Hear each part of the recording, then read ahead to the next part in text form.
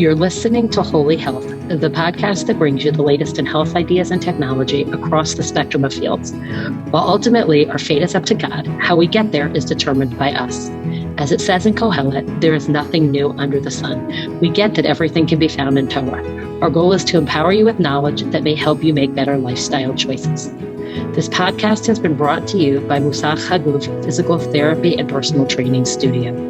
Our motto is fixing the past in order to build the future. You can find us on Instagram at Musach Haguf. Hey everyone, it is great to be back here on the Holy Health Show. I know it's been a couple weeks since we've dropped a new episode, and we may be a little bit inconsistent over the next few months as we try to promote and get the word of this show out there. You guys can help us by going to any of your podcast apps that you listen on, to YouTube, anywhere you listen. Follow us there. Feel free to leave a comment, rate us, and share these episodes with your friends. You know, as a physical therapist, I've been very blessed. I've been very fortunate, and I never really had to promote myself. I was really lucky that word of mouth really got my name out there. And Baruch Hashem, I managed to have a pretty full schedule. And I kind of thought the podcast would go the same. I didn't think I needed to do anything to promote it. I thought everyone would just share it and the word would get out there. But I'm nowhere near my goal of having 10,000 listeners a week. The listeners do number in the hundreds, but I think that we could be getting thousands of listeners every week. So you guys can really help. Please follow us, rate us on these different apps that you listen to on YouTube, and please share this episode with your friends. I'm really excited to bring you guys this week's episode with Dr. Drm Gould. This is an episode that we recorded, I think, about a year ago.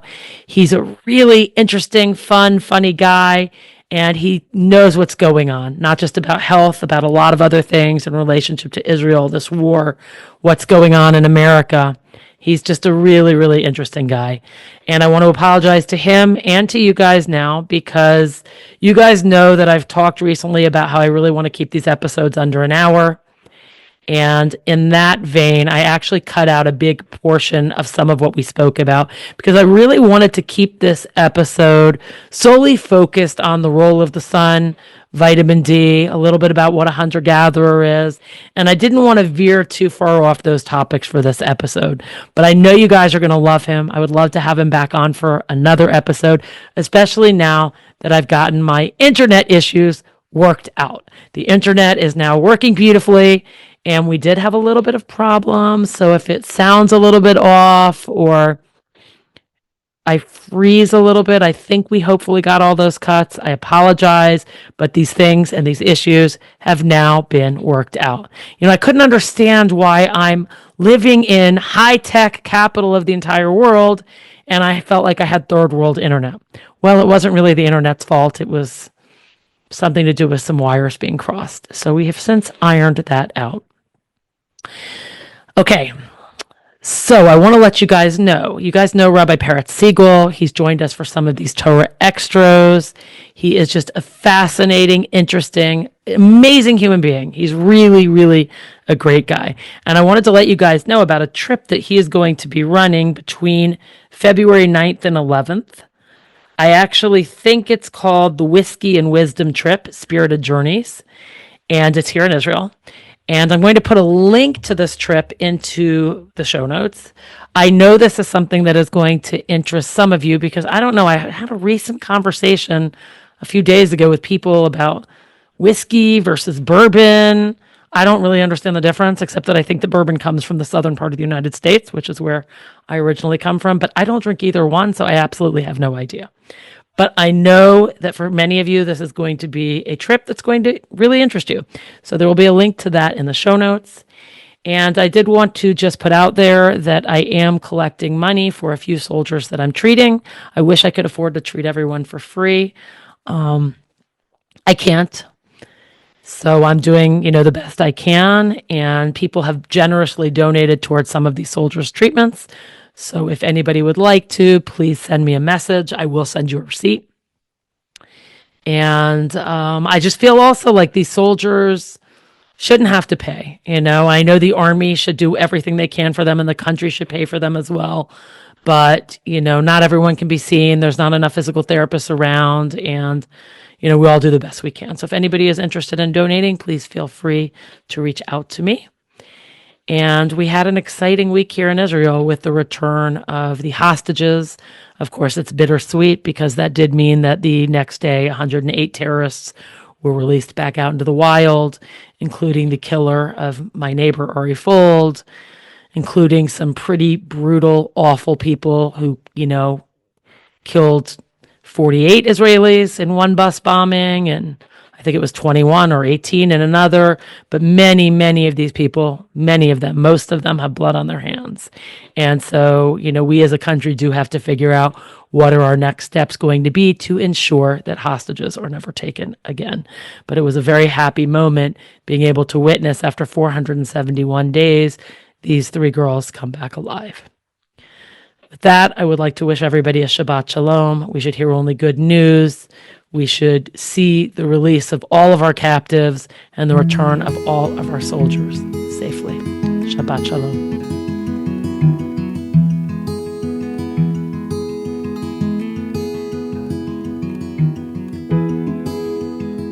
Hello, everyone, and welcome to Holy Health. My guest today is Dr. Drm Gould. Dr. Gould is a native of Winnipeg, Canada. He graduated from the University of Western Ontario in 1991 with a doctorate in dental surgery. If I'd been a lot smarter, I'd have asked him for an official bio.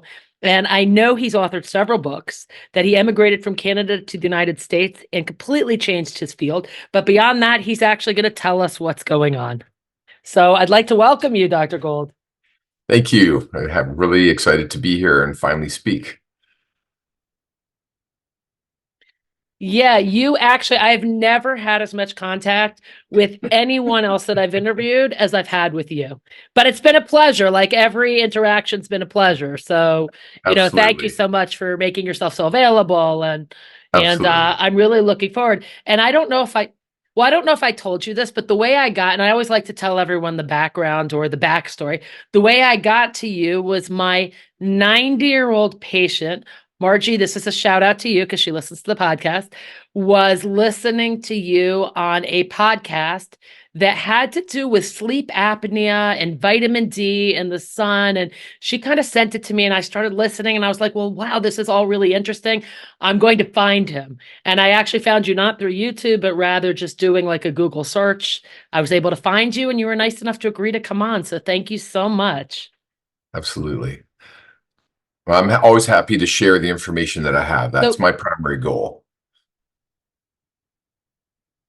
Well, that's great. Could you give us first just a little bit more background than what I gave, on how you ended up from Canada in the US and how you ended up where you are? And I know, we talked a little bit about, interesting enough, because this will interest people on this podcast, who listen to this podcast, about your background growing up as a Jew in Canada. Right. Yeah. So I'm originally from Winnipeg, Manitoba, Canada, one of the coldest places in North America. And it sort of ties into my story because ultimately I was a very sick kid, diagnosed with Crohn's disease at age 14. And I spent most of my life as a sick person until, completely by accident, I was able to reverse my autoimmune disease completely. And it changed my life so profoundly that I knew that the information that I discovered would be really important to share this, so that kids wouldn't have to go through what I went through. Because ultimately, what was wrong with me was a severe vitamin D deficiency. And when I say vitamin D deficiency, right away, some people, I know that you're in the health and wellness space, and a lot of people are like, oh, vitamin D, that was the hot thing, and we're moving on to the next. And I really hate the idea that there's hot topics when it comes to health and wellness, and people's perspectives should change. The root cause of disease doesn't change.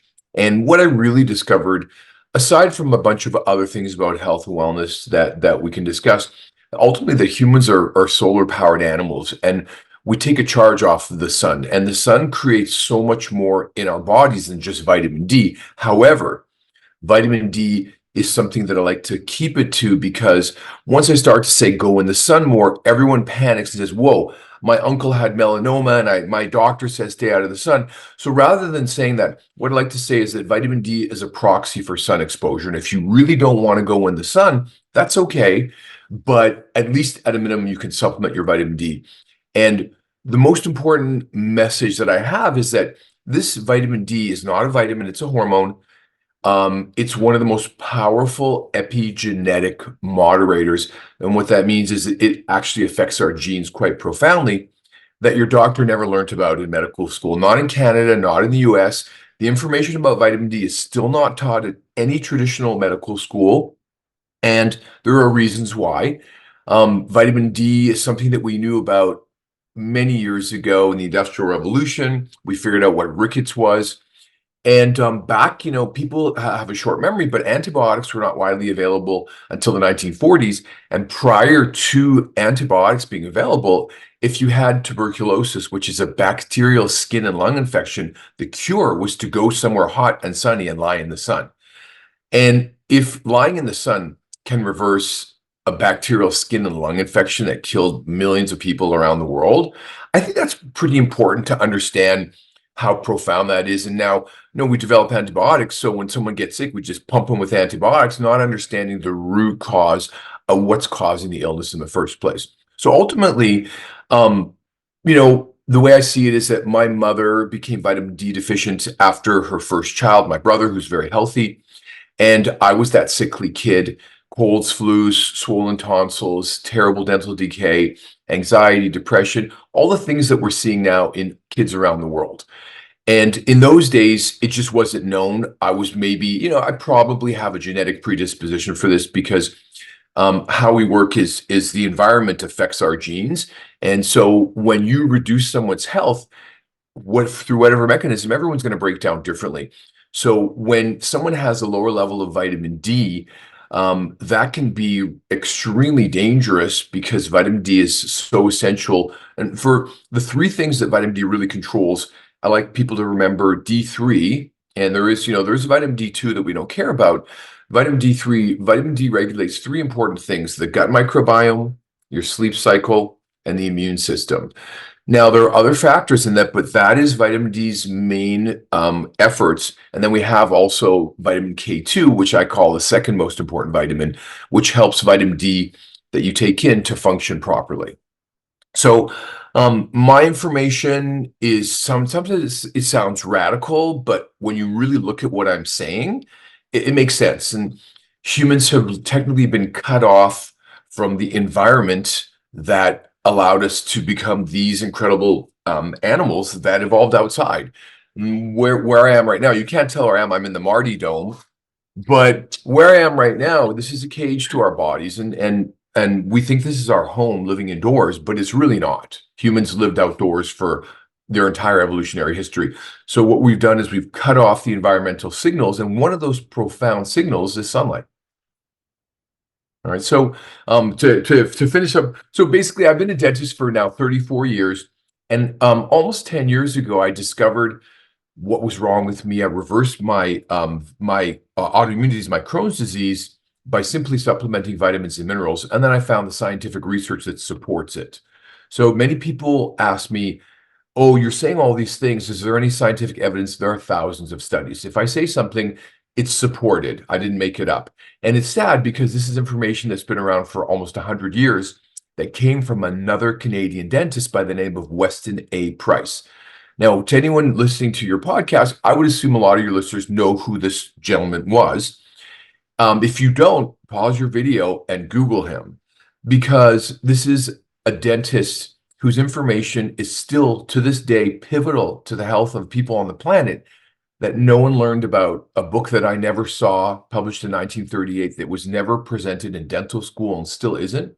Even if we disagree with what Dr. Weston A. Price says, we should at least see what he had to say. Maybe we can make those decisions for ourselves. But his information has been completely sanitized from current modern medical, dental, and really all healthcare, which is tragic. And unfortunately, millions of people around the world have suffered as a result of this sanitization of this really important component of our health. So first of all, you said a couple of very important things that I like. Number one, you said that people should at least be allowed to see this information so that they can make this decision for themselves. So that's something that I support. That's exactly what this podcast is about. It's about bringing people information because you have to hear everything so you can make an informed decision. And often things are hidden from us.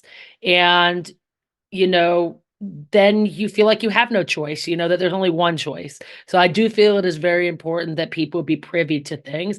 And it's not the first time that I've heard of something that's been around or known about. I interviewed Sally K. Norton about oxalates, right? And apparently we've known for like over 100 years how badly certain people would tolerate things like oxalates and things like that. And there's all of this information. And I don't know if you want to go into why maybe we're not privy to hearing this. Maybe that's a little bit too, you know, off the beaten path, you know what I mean? But that there is often a lot of information. And I'm going to say this for my listeners, because this is something that they will align with, is that the Rambam said so many things hundreds of years ago. He said so many things that almost when you're reading his teachings and his writings about health, it's like, wow, you know, this is like new information. Like when it came out, you know, that how important omega-3 and eating fish was and things like that. Like, but no, actually, he said that so long ago, right? So a lot of this information is things, and I could be wrong, but I'm pretty sure that the Rambam talks about going out into the sun as well. And so that's something I think that a lot of the listeners will align with, that there really are these things that we've known about for so many years and we went away from because, you know, it's easier to push a pill because, you know, if you follow the money trail, Yeah. you know, Well, we could also, find certain things at the end of it. So yeah, modern medicine is always looking for the magic pill. It's looking for the root cause of disease to be one specific thing. It's like the root cause of heart disease is one thing. It's eating too much cholesterol. And Mother Nature doesn't work like that. She functions through diverse mechanisms, and there's rarely one thing that's the single thing that goes wrong. And it's much easier to sell a pill than say, hey, this is a lifestyle that you have to change. You have to modify everything about how you live. That's pretty exhausting to most people. Although I think that most people these days are starting to realize that our doctors don't have the answers to why our bodies are breaking down. And here in the US, you will see these pharmaceutical ads running 24/7. They are so well produced, they almost make you want to have eczema or psoriasis because those people that you see on TV are living such an incredible life. But you'll notice that they're always out in the sun. And that's the sad part because the root cause of eczema and psoriasis is a lack of sunlight. And fascinating is that when I was a kid, my next door neighbor, one of my good friends, his father had psoriasis and they had a little tanning booth that he used to spend time in. So they knew back in their late 70s this was the solution to eczema and psoriasis. Now it's a pill that may cause your head to explode. You know, all these different medications have all these side effects. If you're going to tamp down the immune system so your body doesn't attack itself, there are going to be consequences, long-term, short-term. And why would you want to take a medication that interferes with something your body normally does if you could just go to the root cause? And that's a lot of what I talk about has to do with eugenics versus epigenetics and allopathic medicine versus root cause medicine. Allopathic medicine is treating the symptoms of the disease, and root cause medicine is going to the root cause and reversing it. And one of the examples I like to give is bruxism. So to anyone listening to this, if you have kids that clench and grind their teeth, and I know it's happening everywhere and definitely in Israel as well, you'll go to your doctor and say, why does my child grind their teeth? And the doctor says, oh, it's nothing, they'll grow out of it. Or some people will say it's stress or parasites. So bruxism is a really good example of a current modern disease that we didn't used to see. And as a dentist with over 34 years experience, I've seen such an increase in all of my patients. All my patients now wear grinding guards. So when I say, do you clench and grind your teeth? They say, oh, I wear a grinding guard. And the answer to that is, well, the grinding guard is allopathic treatment. So you're grinding your teeth. It's not normal. It's destroying your teeth. Don't you want to know more? No, I'm just going to pop a grinding guard in. Now, I'm not saying don't wear your grinding guard, but wear your grinding guard. But let's think about why are you grinding in the first place? And no, it's not stress. To anyone who thinks bruxism, clenching, and grinding is caused by stress, I can assure you it's not. And where you can experiment with this is if you do have kids or even on yourself. If you grind your teeth during the day, your vitamin D level is very low and you need to get it checked and you need to do something. If your child grinds their teeth at night, if you supplement their vitamin D within 3 to 4 days, they may stop. And it's really profound when your child is snoring, having health issues, and you start to give them vitamin D and you see such a quick turnaround. You don't have to believe it for yourself. And so if you don't want to do what I say, that's okay. But for your kids, I would just ask you to take a closer look, because how your child's airway and how they breathe and how their jaw develops is at stake here. And my information, I don't know that you can find it almost anywhere else. And I think it's so important that you can see behind me is the graphics that I've created, because I'm so confident my information is correct. I don't want to spend a lot of time trying to convince people. The studies are there. Instead, I want to share this message globally. So what I've really done, the most important thing that I'm doing as a healthcare professional with over 30 years experience and a background in pediatric dentistry and public health dentistry, is to do exactly what you see behind me, is to share my information in a fun way so that people can incorporate it into their life without having to make any research and judgment calls. And so what you see, this is one of my main characters, Marty Mitochondria. Why you know this, and the people listening to this podcast know, your mitochondria is the basis of all energy of your body. Your mitochondria is the reason why multicellular life evolved. And so my cartoon character is Marty Mitochondria, you can see.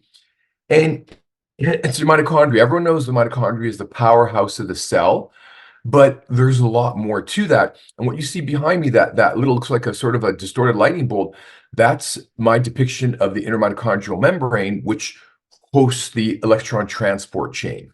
So this is really interesting information, but if you're not into science, I don't blame you. My goal is to share this information and get it into popular culture.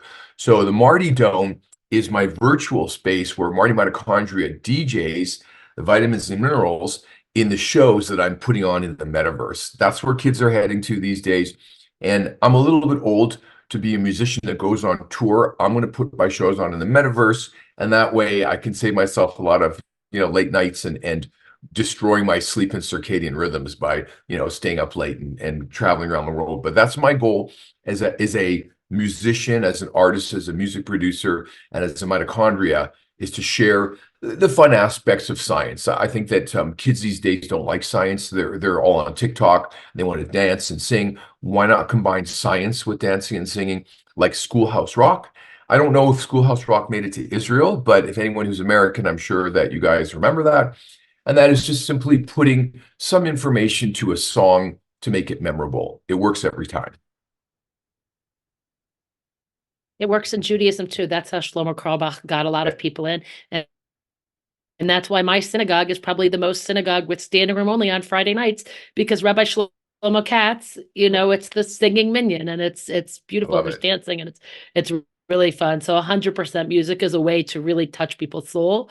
And I love that. So when you say you're putting it out in the metaverse, obviously at the end, I'm going to ask you where people can find you. But what do you mean? Like, are you putting this on YouTube? Are you putting this, like, where are you putting these shows?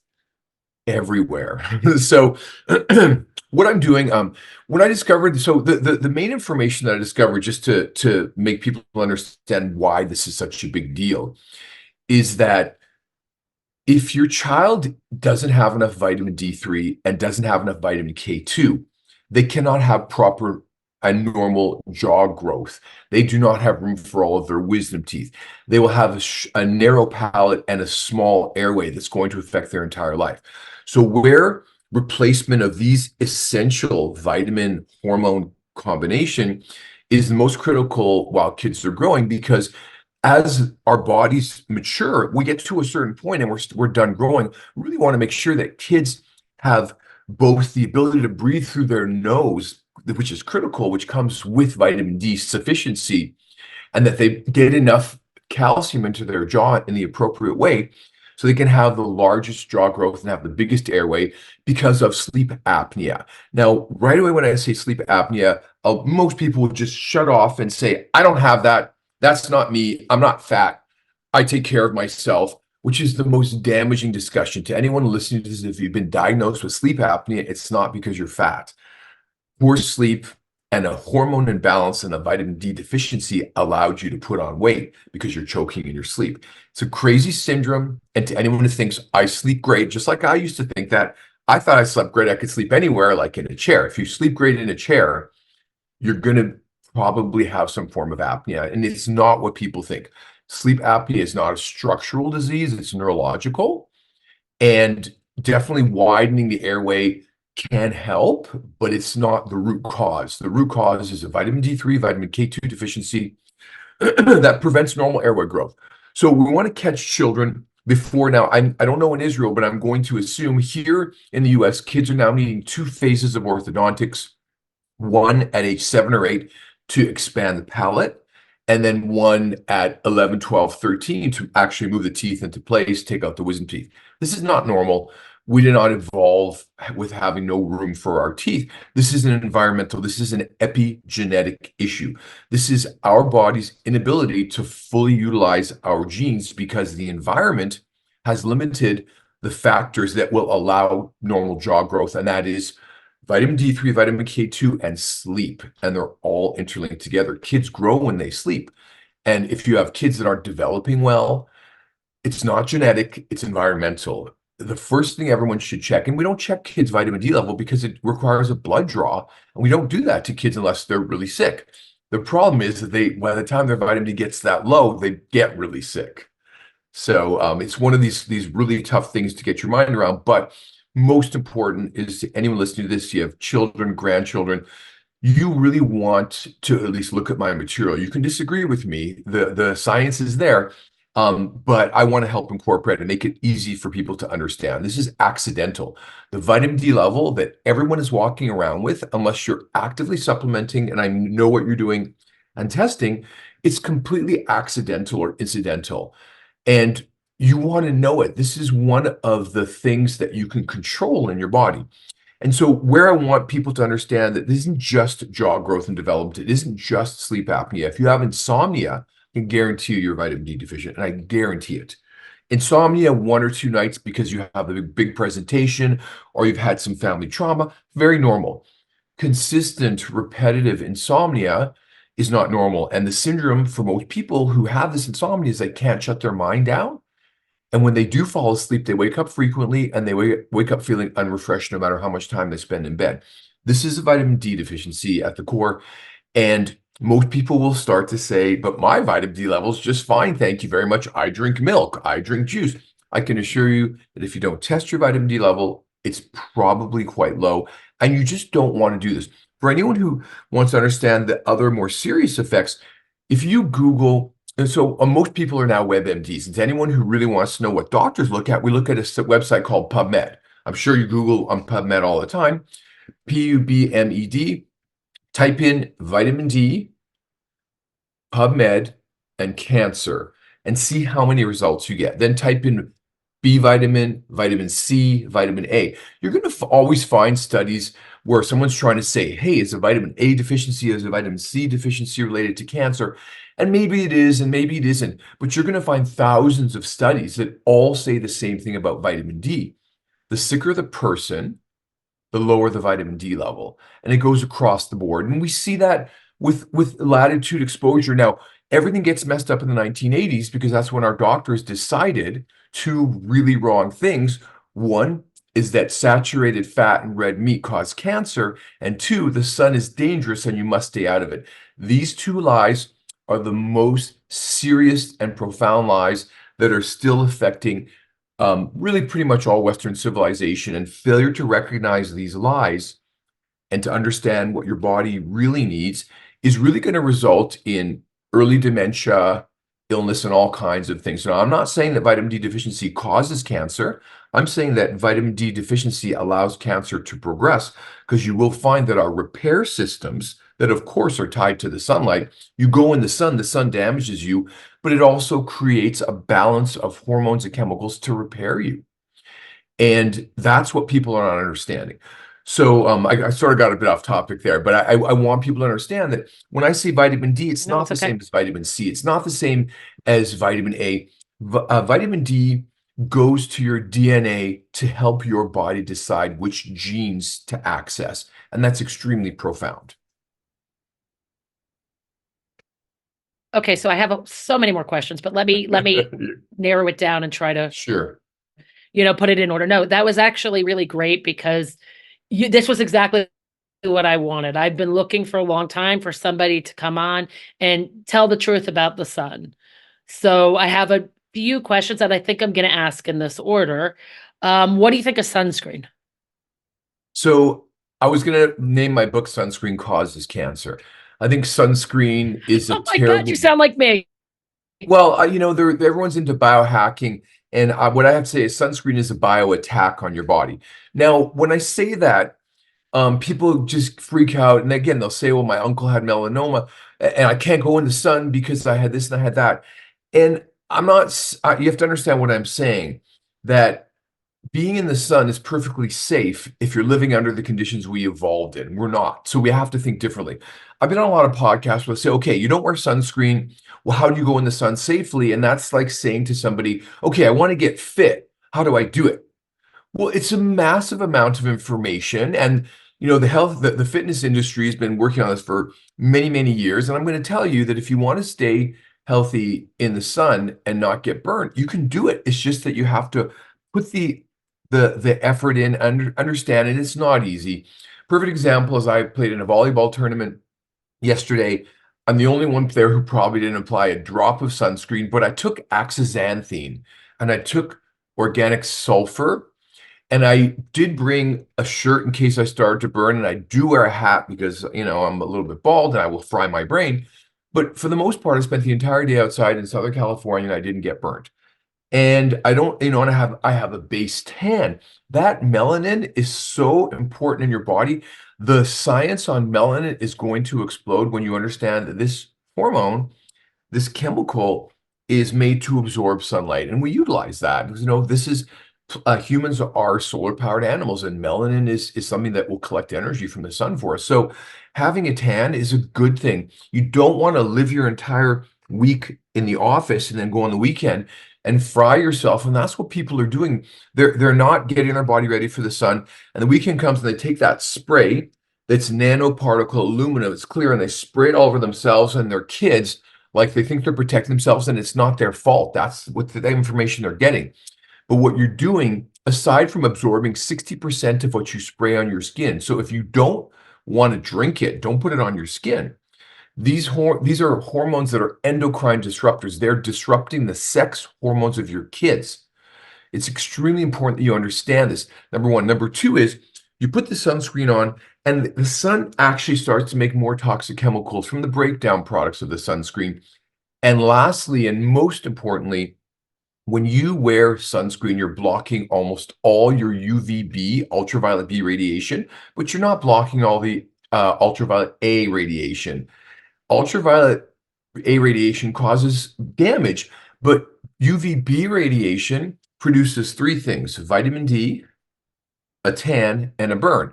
That burn is your early warning signal to get out of the sun. And it could happen to any hunter-gatherer 20,000 years ago who just went through a series of really cloudy weather, goes out on their first day and gets burned. But hunter-gatherers weren't stupid. After their skin gets hot, they're going to go seek shade. But if you wear sunscreen, you shut down your body's early warning system. You cannot show that you're having too much sun, number one. Number two is you're inhibiting more of a tan. That tan is protective. Melanin will move around the nucleus of your cell to protect it from sunlight. That's how we were designed. And then, of course, you're blocking all your vitamin D production. So if you wear sunscreen, you must supplement vitamin D. If you want to wear it, great. Look for a non-nanoparticle sunscreen. Look for a zinc or titanium dioxide one that's going to look powdery on you, or look for a beef tallow sunscreen, which is more popular these days. And I use coconut oil. And somebody said yesterday, coconut oil, you're going to fry yourself. And I'm like, well, I believe that it functions on me as a sunscreen. And I do put it on at certain times when I go in the sun to moisturize and block the sun. So I think that, especially living in Israel, what a cool opportunity to get a great tan and to be healthy. And my personal feeling, when we get into, well, maybe have a short discussion on one of my main topics called deuterium. And that's my t-shirt. It's my record label called Deuterium Records. Why would I name a record label over a hydrogen isotope? Once you understand what deuterium is in your body, you'll want to have a deeper understanding of why going in the sun is so healthy. And deuterium is what makes sugar bad. It's what makes carbohydrates bad for you. And deuterium is one of the root causes of mitochondrial breakdown. So, this is a topic that's sort of a little bit off of what I want to talk about, but to anyone who's really interested in the root cause of aging, if you don't know what deuterium is, then you're not alone. Very few people do, but that's my job. I want to bring these really high-level concepts to the general public because, we know a lot of this stuff, but I want to take everything just one level lower to say, hey, we know that certain lifestyle things are bad, but why? And that gets us into something called quantum biology, quantum physics. And that's really just understanding that when we shrink down past the molecular level, we get into the subatomic level of electrons, protons, and neutrons. This is really important. These subatomic particles, they behave very differently. So there's a different set of rules and regulations that's required to understand. And that's what a lot of my work is, to reveal what is it about our biology? Why do our doctors don't get what's going wrong with us? What can we do? What are the things you can do at home for free and that type of stuff? So I'm thrilled to share this information. I think it's fascinating. And not only that, I've spent all my time trying to make this engaging for people. And that includes using graphics and music and that type of stuff. All right, so sunscreen. Okay, so I think sunscreen. I'm gonna first. Understand that it's dangerous. And you want to go in the sun safely, and you just want to think about what you're putting on your skin and what you're putting on your kids' skin. It's not easy. It's not easy. Okay, well, first of all, it doesn't look like it because I have a bright white light and a red light on me, but I'm actually pretty dark. Meaning by the first month of the summer, I can literally sit in the Israeli sun all day long, the middle of the day, 12 noon, 1 o'clock, 2 o'clock. I don't get burned anymore. I only get tanned. And in fact, today, my skin is much darker than it was when I was a kid. Like my natural color, even in the winter, is much darker. But I also take every opportunity. Like if it's between patients, I have a porch on my office. I'll go outside. I'll stand in the sun for 5 minutes, 10 minutes, whatever I can get on my face. And I have said for years, I was just laughing because I have this like list of things that I call Dara's list of things that she believes that one day research will prove. And one of the things I have literally said, and my kids hate when I say things like this, like for years, I'm like, I am telling you, sunscreen causes cancer. Like I stopped putting it on them when my oldest was probably 6. I stopped putting it on them because I was like, it doesn't make sense. This is all chemicals. I'm putting chemicals on his skin. It's getting absorbed through the skin. And what I tell people to do is like, okay, if you're a redhead with white skin, then maybe your tolerance to the sun is 1 minute on day 1. So you go out for 1 minute. Day 2, you go out for 1:15. Day 3, you have to get like, there was another word for it, not a base tan, but like you have to build up your sun callus. I don't remember who I heard say that, but you have to build up. Yeah. Like I don't remember where I heard that, but that you have to do that. And for every person, Dr. Jack Cruz. Yeah. So that's Dr. Jack Cruz. Yeah. So meaning you have to build that up. And okay, yeah, once you have that, you can continue to go out more and more and more and more. And but if you're getting burned, yes, you should go out of the sun. It means you've had enough for the day. You should go out of the sun. And I heard someone else say, and it was like an Israeli dermatologist that lives in Florida, and I could never find his name after. I listened to this whole podcast in Hebrew where he basically, but he lives in Florida. He doesn't live in America. And he basically was also saying that, like, if you look at statistically, where do most people get skin cancers? I'm not talking about like malignant melanoma. He says that, first of all, melanoma is really ugly, and there's a difference between melanoma and malignant melanoma. Melanomas are really ugly, and if you don't take them off, they'll continue to grow, and they're ugly, but most of them won't turn malignant. But most people, where are they getting it? On their back, where they never see the sun, under their kippah, under their hat, like in these areas that actually never see the sun anyways. So that was just my little sidetracking off. When your D level is high, you have a predominance of those bacteria, and they are the ones that produce the B vitamins. And that is B as in boy. Those are the vitamins that your body needs to produce energy in the mitochondria. And Marty mitochondria right there.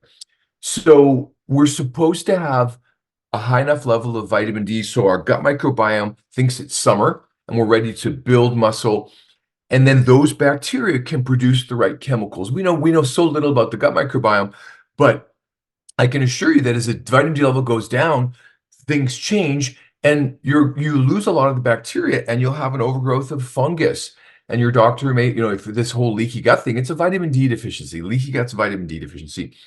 All the major things that people are messing around with and trying to fool around with, stop, get your vitamin D level to 60 and see what's left of poor health. And you'll find that 80% of issues will just disappear. And I see a lot of my patients see naturopaths. I love naturopaths, but they do a lot of mumbo jumbo sometimes that I'm not saying it's wrong, but stop.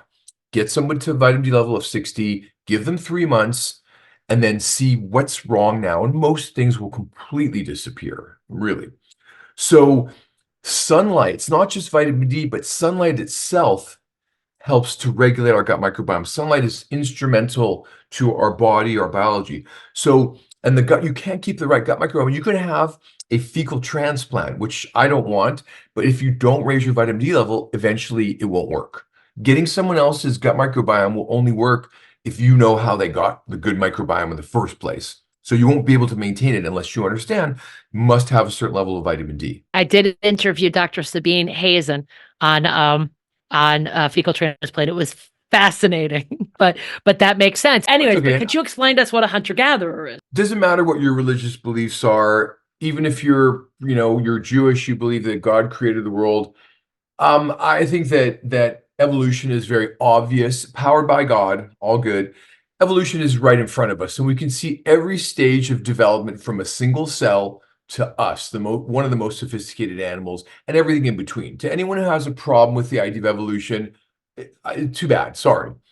So us as human animals, we evolved to be hunter-gatherers. We were tribal people living outdoors in groups. I think it's instead of 30 to 80 people is the biggest, so 30, maybe 50 people. And we were nomadic, moving around, and we followed the herds, of course.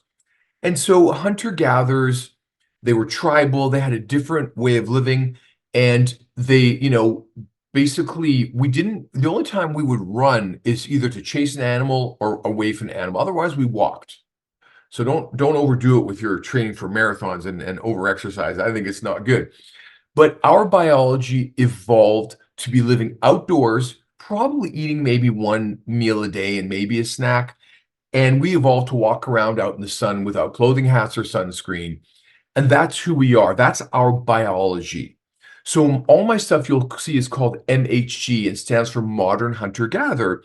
And my catchphrase is, because you have the biology of a hunter-gatherer, but you live in the modern world, you want to be a modern hunter-gatherer. So when I say that, what I mean is you need to start to understand that your body is a sensor for the environment, taking in signals from all around you. We have 5 senses: sight, sound, smell, touch, taste. They're all important to our survival. And there's a 6th sense, and no, it's not ghosts, it's radiation. Radiation profoundly affects us, and sometimes we can feel it and sometimes we can't. We can't feel a lot of radiation, but it still affects us. So I call that our 6th sense. Now, what you do to your body is affecting these different sensors in a second-by-second basis, and that is what epigenetics is that you're getting a signal and you're getting a molecules going to your DNA and saying, hey, we're out in the sun, we need to make some stuff to protect this person. And then you open your DNA for copying, transcription. You do your copy, which is mRNA, and then that mRNA gets turned into proteins. It's called the central dogma of life, and that's really how we stay alive. And if you want to know more about that, you can learn that from one of my cartoon characters, Polypolymerase. She's a superstar. So we evolved to be hunter-gatherers, paying attention to the environment. And I say in the old days, if you didn't hear a twig snap or smell something, you could be surprised and you could lose your life to a predator if you're not paying attention to the right signals. These days, nothing has changed. If you pay attention to the wrong signals, listen to the wrong information, do the wrong thing, you're still going to be in danger of dying. It's not going to be a quick death by a predator. It's going to be a slow demise from chronic inflammatory disease that your doctor thinks is normal and wants to give you a pill to hide the symptoms of. So understanding that concept makes me say, I want to know, what is my body paying attention to? And that's where blue blocking glasses come in. It's not a trend. Artificial light destroys melatonin. Blue light does all kinds of bad things to us. So after a certain time of night, you want to wear your blue blockers to block the blue light. That's a biohack that can help you keep your melatonin level high. You wouldn't need to do that if we didn't discover electric light. So I want people to know that you need to respect Mother Nature and understand how she ordered our biology. And that's where deuterium, the understand deuterium comes in. That's where understanding what processed foods are. And no one ever said to humanity that, hey, farming and eating grains is a good thing. No one ever said that. Every doctor, almost every doctor is a kind, caring person that really wants to help you, but it doesn't make them right. And it doesn't mean their information is correct either. Sorry, it just doesn't. So we need to understand what Mother Nature and the laws. So I think that Mother Nature to me represents the laws of physics in this universe, and that above Mother Nature is any God you want to believe in. And that's fine. But the rules are run by Mother Nature, and those are the laws of physics. And you can't do that. You can't argue with an extra neutron. It's not going to work. That neutron's going to be there whether you like it or not. Listen, that makes sense. Before I ask you my final question, I want you to tell everyone, because you told me that you spent a lot of time in Israel. So I want to just hear a little bit about that, because that's interesting to me. And I think everybody else on here. All right. Well, so I'm not a religious person. I grew up in a really good community in Winnipeg, and I went to a private Hebrew school. I speak some Hebrew. And I love the traditions of Judaism. I think they're wonderful. They're really, to me, the laws of common sense. Some of the laws that seem silly, like sitting Shiva, what a great way to make sure somebody who's had a loss in their family isn't sitting alone. That alone, to me, is just, these rules make so much sense. And to people who want to dig deeper into deuterium, please do, and see the religious basis for this. But having a heritage, having a background was interesting. And I wanted, after my first year of university, I traveled through Europe. Interestingly enough, spending time in Greece made me healthy, and I didn't recognize the vitamin D component, how sunny it was. But I ended up in Israel, and I think Israel is such a fascinating country. I worked on a kibbutz, and I traveled the entire country, and I got to experience, my heritage. And really, I think that it's the way the world is right now. It's so awful. But I think that the Judaism and the idea of Israel and the idea of having a homeland and what Jews have done for the area that is Israel, bringing it back to life. And I saw firsthand, working on a kibbutz, working in the fields, and seeing, what I think is kind of fun is that a kibbutz is tribal life. I think that a kibbutz, at a certain point, it really represents how hunter-gatherers would live in the modern world. And when that struck me, I remembered my times, and a kibbutz is small. There's all kinds of gossip and all these funny things that go on. But ultimately, it's a collective of people, a tribe of all generations who want to work together to have life stability and a happy home. And I think that you can see things on TV, but until you go somewhere and experience them and smell the air in Jerusalem and go to the beach in Tel Aviv and swim in the Galilee and go to the Red Sea, these are all things that I did.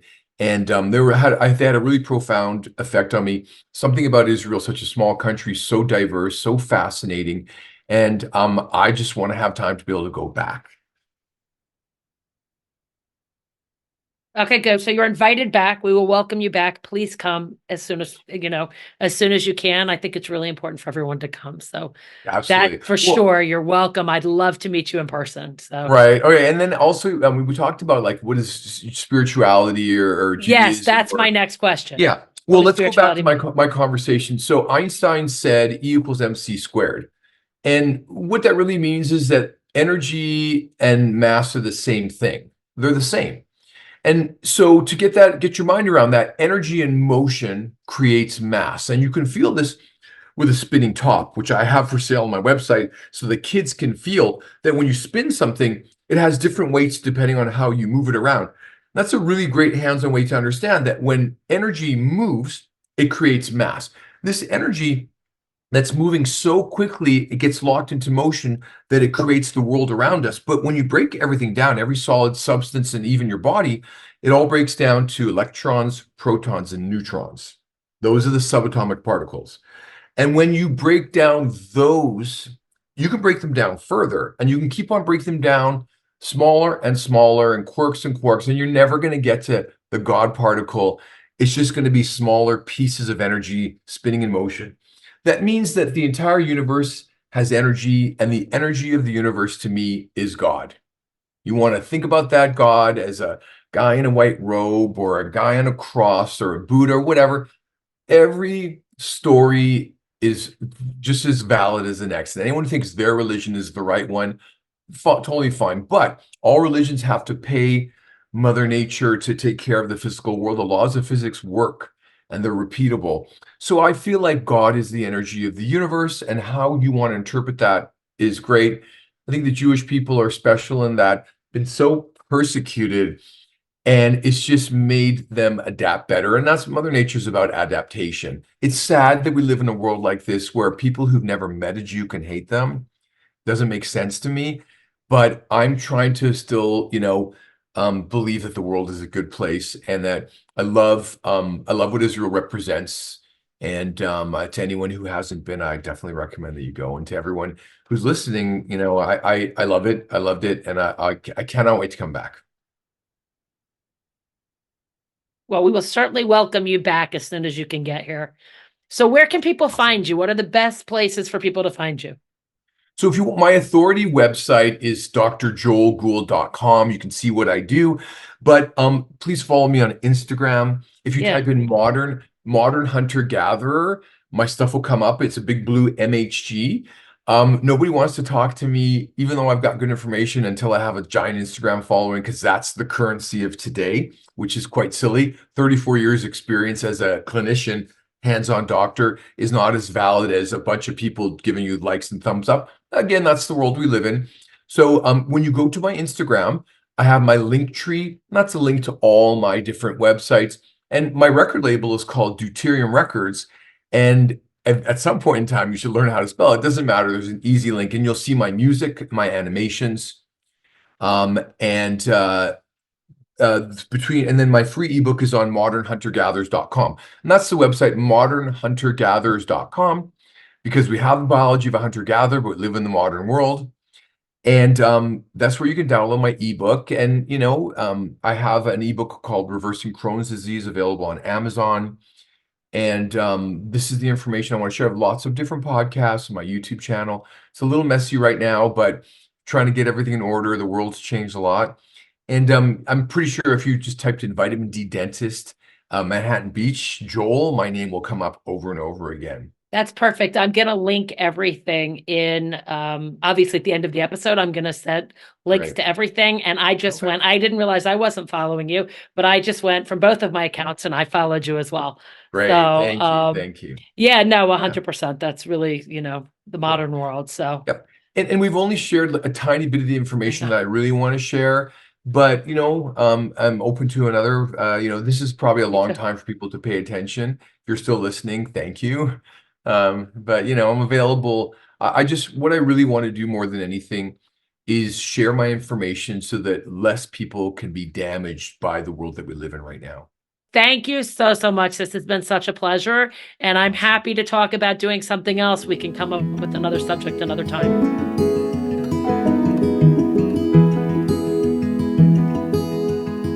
Hey everyone, and welcome back. I have with me for today's Torah Extra, Rivky Krest. Rivky is a seasoned Jewish educator who loves writing curriculum and plotting out the big ideas. In addition, she's a master teacher, classroom teacher who teaches Tanakh at Midrashet Lindenbaum and Jewish Studies for Lookstein Virtual Jewish Academy. Rivky holds a master's degree in curriculum theory and development from the University of Maryland. She lives in Efrat, Israel with her husband and 3 children. And first of all, thank you for coming back on again. Many of you guys know Rivky. She's been on a few times, and I always love her ideas. And we've been planning this for a while. And this episode was recorded over a year ago, and it's a topic that's very near and dear to my heart. So I'm excited to hear what she has to say. Well, we've definitely talked about the sunscreen sun thing a bunch of times. As I was listening to the conversation, it's ironic because it says I like the big ideas, but everything I have to say about the connection to Torah are like little snippets as opposed to big ideas. One thing that Dr. Gould said that like struck me was really right at the beginning of his podcast is that humans are solar powered animals. And that made me chuckle. And also the image of us being motivated by the sun, which takes me way back to the beginning of Torah. In fact, actually, I Googled Shemesh, which is the typical Hebrew word for sun. In Mishnaic Hebrew, they use the word chama also, which is related to heat. But the word shemesh is not in the Bereshit story. God creates two great celestial orbits, and we have the story about how they were created together. And there's a midrash or rabbinic teaching that says that like they got into a fight about status, and the moon gets shrunk and the sun stays bigger. But from the beginning of creation, the celestial orbs take on a big role. But the word shemesh actually isn't used until we get to the Abraham story, which I also find interesting because as I was brainstorming Shemesh ideas, the other thing that came to mind is the Midrash, but as it's quoted by Rambam, which also came up in the podcast, you talked about Rambam's health. I'm gonna put in a little insert there is that he has many things about health that are like, oh, wow, he was a scientist. And then there are many things that you're like, well, he was medieval and that doesn't really apply now. I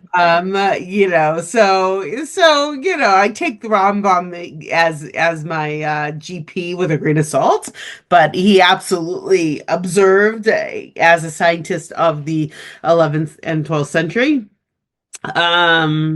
In any case, the Rambam quotes in Hilchot Tshuva the story about Abraham discovering God, and I like the connection that the first time the word Shemesh is used is with the story of Abraham, and the story goes that, well, the question that is asked or implied within the text is, how did Abraham become the first monotheist? And the Midrash, as quoted by Rambam, goes through the story of Abraham going out and observing that idolatry didn't work, and then going through all of the trial and error to figure out what governs the world. And at one point, he looked up and saw the sun and said, oh, the sun is really powerful, which goes to us needing the sun, and then realizing that it disappears and then there's a moon, so it has to be something that propels beyond that. So we are solar powered and the sun is very powerful in our lives, but we also have to remember that we believe that there is something controlling that leads us, guides our life. And the importance of vitamin D. I also thought it was interesting that he referred to it as a hormone as opposed to a vitamin. I didn't know that beforehand. So it is. And I actually just interviewed somebody yesterday, a phenomenal woman on another episode on menopause, but also specifically hormone replacement therapy. And she also says for all these people who don't believe in taking hormones, vitamin D is a hormone. Yeah. So, I am a big proponent of vitamin D and I take it myself. And also that all the research, especially for women in our demographic, plus 30 and Orthodox Jewish, we are statistically the population that is the most vitamin D deficient. I think a lot of the studies have been done here in Israel anyways. So that's a little bit chasing our tails, but there have been a lot of studies on it, and we need to be more vigilant about making sure that our vitamin D is up to levels. Which gets me to the final story. Well, the final story that came to my mind right away was a story about Joshua in his war with the Givonim, post Givonim, and the pasuk is Shemesh beGivon Dom ve'Yerech b'Emek Ayalon. So they just conquered the city of Ai, which is pretty much central Israel in the mountains, and they're starting to go and conquer the rest of the land. And the kings from the south join together and try to ambush Joshua, and he then chases them back. And the story is that Joshua wanted to continue the battle, but of course, in the ancient world, when night fell, the battle ended. The same way, like, battles didn't happen in the winter. I mean, we're living through a very different reality in 2025. But you know, the reality was seasons and timing and day and night really govern their lives in ways that we can't relate to with electricity, and temperature control. And he makes the sun stop so that he can pause and stay in the sky so that he can finish the battle. And there are people who like to go down the path of saying maybe it was an eclipse. But I mean, the point of the story, whether or not we can try to find scientific analysis, is that the power of the sun is what is enabling him to finish off his battle. And that is a moment that he is feeling the power of God and the hand of God in his victory in this battle.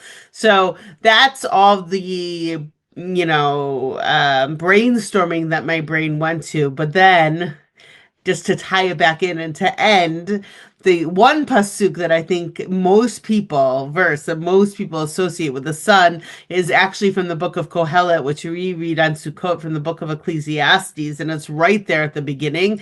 Ein chadash tachat hashemesh, there's nothing new under the sun.